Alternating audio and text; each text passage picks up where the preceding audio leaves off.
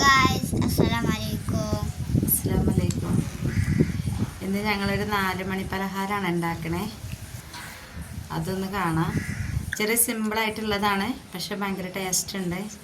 ഈ നോമ്പൊക്കെ വരുമ്പോൾ എന്തെങ്കിലുമൊക്കെ ആയിട്ട് ഇങ്ങനെ വെറൈറ്റി എന്തെങ്കിലുമൊക്കെ മാറി മാറി ഉണ്ടാക്കണ്ടേ. എന്നും ഒരേപോലെ ആകുമ്പോൾ അതൊരു മടുപ്പാവൂലേ. അപ്പം അതിന് ഇന്നൊരു 4 മണി പലഹാരം ഉണ്ടാക്കാൻ വിചാരിച്ചു ഞാൻ. അപ്പോൾ ചെറിയൊരു സിമ്പിൾ സാധനങ്ങളുള്ളൂ. ഒരു കോഴിമുട്ട മതി, കുറച്ച് സൺഫ്ലവർ, 2 ഇതൾ വെളുത്തുള്ളി, ഒരു ചെറിയൊരു ഇഞ്ചിപ്പൊട്ട്, മല്ലിച്ചപ്പ് ഉണ്ടെങ്കിൽ ഒരു പൊട്ടിട്ട് കൊടുക്കാം. അത്രയ്ക്കേ വരുന്നുള്ളൂ. ഒരു ബ്രെഡിൻ്റെ നമ്മൾ സൈഡ് ഒഴിവാക്കണെടുത്തിട്ട് ബ്രെഡ് പൊടിച്ച് വെച്ചാൽ അത് അതിൽ കൂടി പോവും. അങ്ങനെ അതെല്ലാം കൂടി വെച്ചിട്ട് ഒരു 4 മണി പലഹാരം ഉണ്ടാക്കി നോക്കാം. ഞങ്ങളെ വീഡിയോ ലൈക്ക് ചെയ്യണം, ഷെയർ ചെയ്യണം, സബ്സ്ക്രൈബ് ചെയ്യണം, കമൻറ്റ് ചെയ്യണം. അപ്പോൾ എല്ലാവരും ലൈക്ക് ചെയ്യുക, ഷെയർ ചെയ്യുക, കമൻറ്റ് ചെയ്യുക, സപ്പോർട്ട് ചെയ്യുക. അപ്പോൾ ഓക്കെ. 4 മണി പലഹാരം ഉണ്ടാക്കാൻ എന്തൊക്കെയാണ് വേണ്ടതെന്ന് കാണിച്ചു തരാം. ഇതൊക്കെ ഒരു കോഴിമുട്ട,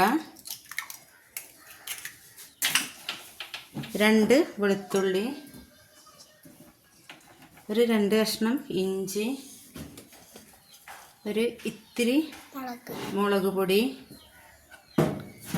പാകത്തിന് ഉപ്പ്. ഇത് മാത്രം ഒന്ന് മിക്സിയിൽ അടിച്ചിട്ട് വരാം. ഇനി അതിക്ക് ഇത്തിരി സൺഫ്ലവർ 2 പ്രാവശ്യമായിട്ട് ഒഴിച്ചിട്ട് ഒന്നുകൂടി അടിച്ചെടുക്കാം. ഇതുകൂടി ഒന്ന് അടിച്ചു വരട്ടെ. അതിക്ക് 2 പച്ചമുളക് ഇട്ട് കൊടുത്തു, ഒരു ചെറിയ ഉള്ളി വെട്ടിയത് ചോപ്പ് ചെയ്ത് ഇട്ട് കൊടുത്തു. ഇനി അതിക്ക് 2 ബ്രെഡ് പിച്ചിട്ട് കൊടുക്കുക. എന്നിട്ട് ഇത് നന്നായിട്ട് മിക്സ് ചെയ്യുക. നല്ല കൈ കൊണ്ട് ഇട്ട് പൊടിച്ചിട്ട് നന്നായിട്ട് മിക്സ് ചെയ്തെടുക്കുക. ഞാൻ കുറച്ച് മല്ലിയില കൂടി ഇട്ടിട്ടുണ്ട്. നന്നായിട്ട് ഒന്നുകൂടി മിക്സ് ചെയ്തിട്ട് നമുക്ക് ഇഷ്ടമുള്ള രീതിയിൽ റൗണ്ടിലോ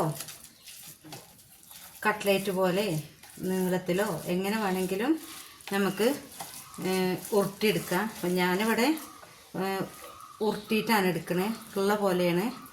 കയ്യിലൊന്നും ആവില്ല. നമ്മൾ ഇതിൽ ഓൾറെഡി കോഴിമുട്ടയും എണ്ണയുള്ളതുകൊണ്ട് ഒന്നും ആവില്ല.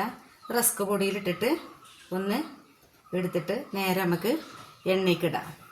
അപ്പോൾ ബാക്കിയുള്ളതോട് ഞാൻ ഇതേപോലെ ചെയ്തു വരട്ടെ.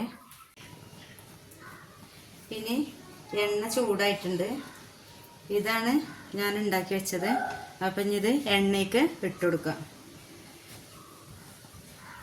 ചൂട് കമ്മിയാക്കി വെച്ചിട്ട് വേണം ഇട്ട് കൊടുക്കാൻ, ഇല്ലെങ്കിൽ ഉള്ളു വെന്ത് കിട്ടൂല, കരിഞ്ഞു പോവും.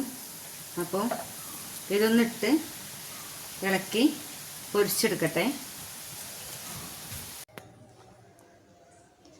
അങ്ങനെ ഉണ്ടാക്കി കഴിഞ്ഞു. അതാക്കണം. ഇനി കൊമ്പ തന്നെ കിട്ടിയിട്ടുണ്ട്. അത് കോഴിമുട്ടൻ്റെ ഒരു വലുപ്പത്തിനനുസരിച്ചുണ്ടാവും. എനിക്ക് 3 ഇടേണ്ടി വന്നു.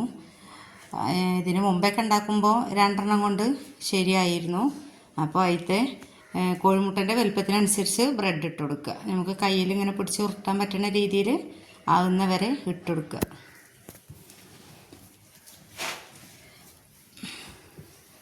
അപ്പോൾ ഇത്രയ്ക്കുള്ളൂ ഇന്നത്തെ നമ്മൾ. രസമുണ്ടോ?